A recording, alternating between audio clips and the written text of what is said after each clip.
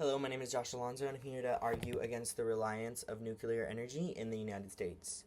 So, nuclear energy, argument for nuclear energy is that other forms of producing energy cause global warming, pollution, and other contamination factors via energy production.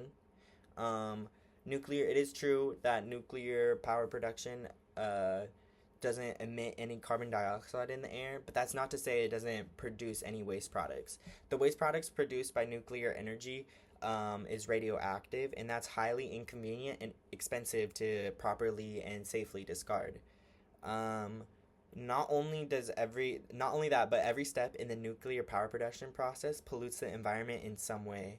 The mining of the uranium ore that it takes to power nuclear power plants, um, the mining uses fossil fuels to actually go and get the uranium, and then the actual building of not only that, but the building of these production plants also use fossil fuels. So you're still emitting carbon emissions into the air via the process of making these nuclear power plants. And not only that, but the radioactive waste from the power plants take a really long time to actually and properly dispose of.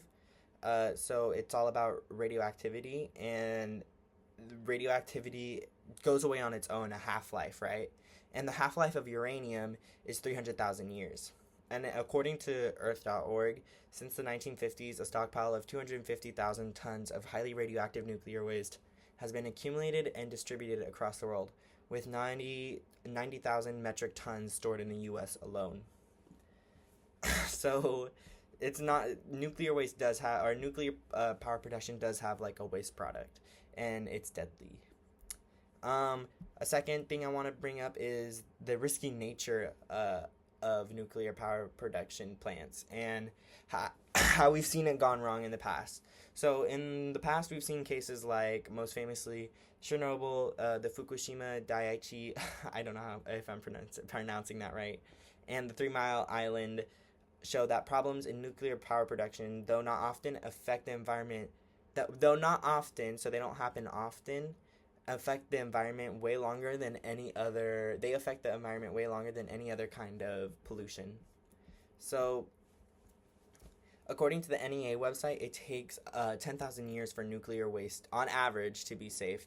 Now, I know I said the half life of uranium is 300,000 years, but some nuclear waste doesn't, always contain uranium. Sometimes it's different metals, but on average, it's around 10,000 years for it to, the half-life and all that to go away, so it's not deadly.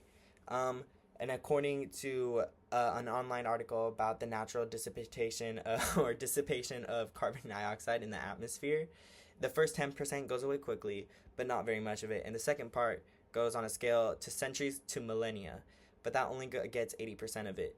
So carbon dioxide goes away at the longest a millennia, maybe more, maybe a few millennia, but on average, nuclear waste will take 10,000 years, which is more than obviously a few thousand years, like 3,000 years.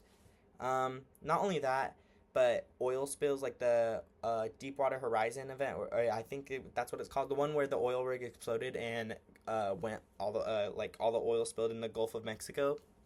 That the oil will be completely decomposed by in another 30 years approximately.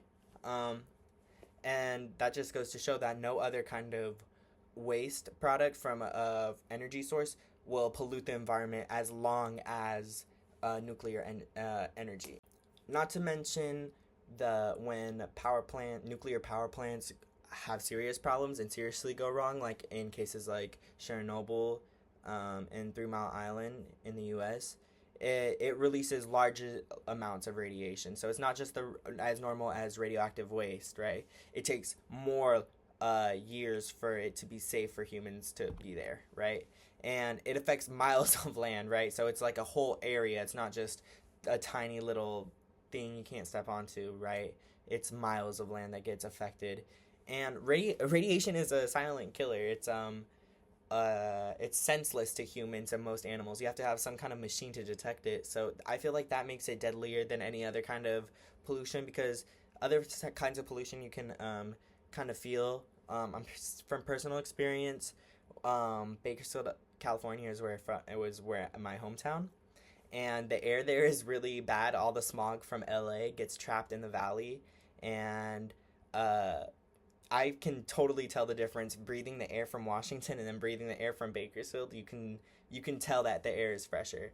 But if I was in a radioactive wasteland, I wouldn't be able to tell because radiation is senseless. You can't smell it, you can't taste it, you can't see it, you can't hear it. So you wouldn't know that you are getting cancer from radiation. And then the implementation of nuclear power plants everywhere to actually significantly reduce the carbon footprint would be too expensive to implement everywhere. So, according to IFP.org, the cost of a large-scale nuclear power plant is around 6 billion to 15 billion. Um, while it is true that the actual construction of a power plant is significantly more expensive than the actual low cost of uh, running a nuclear power plant, if more nuclear power plants were implemented, then the demand would go up, and so the cost would go up of the uranium ore that it takes to power them. So it wouldn't really balance out in the end if we really did implement it everywhere. Thank you.